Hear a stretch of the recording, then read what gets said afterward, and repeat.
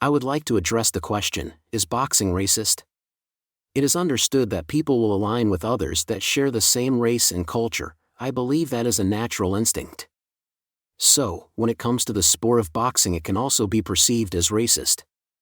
I cannot speak for everybody but only myself, so I am going to do that in this video.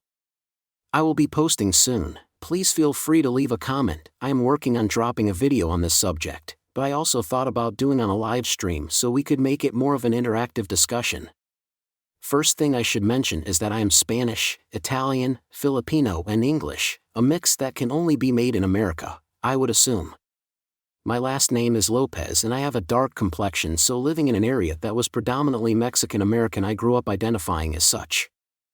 I can easily say that I am Mexican at heart.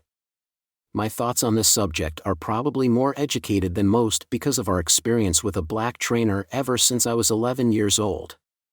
Me and my two brothers first entered a boxing gym at age 10, 11, and 12 years old. The PAL Boxing Gym is where we met Alex, a very intimidating character at first, meaning he was all work and no play.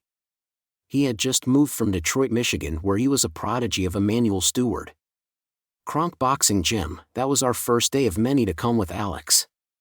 My father and Alex became very good friends, so for that reason we not only spent many hours in the gym but also had him join us for dinner on several occasions. So, getting back to my point, is having such an influential person like Alex was we learned about a man called Thomas Hitman Hearns, the Motor City Cobra. Alex warned us that this tall skinny black guy was going to KO Pepino Cuevas, the WBC welterweight champion of the world, and he was not lying.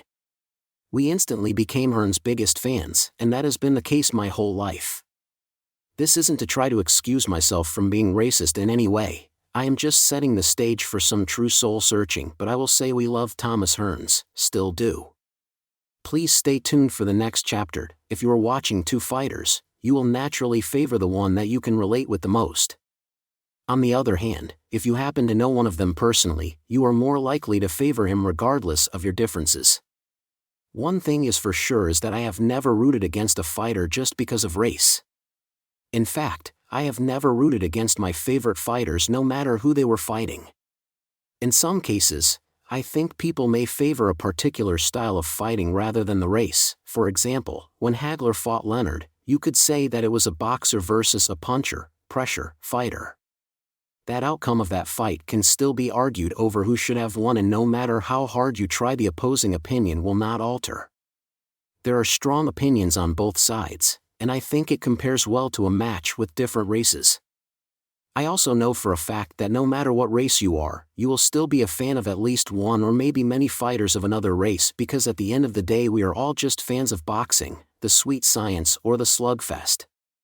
I also think that most of us are guilty of feeling emotional when our fighter loses a close one, and we put blame on race or bias regardless how close it actually was. I've seen bad decisions go both ways, but even it seems unfair. We must realize that people judge differently. That's why there's so many split decisions. I really do not think it is a racist sport, but if we really think about it, we will realize it is just a difference in opinion or perspective. I can also say that if you do think boxing is a racist sport, you could change it by starting with yourself.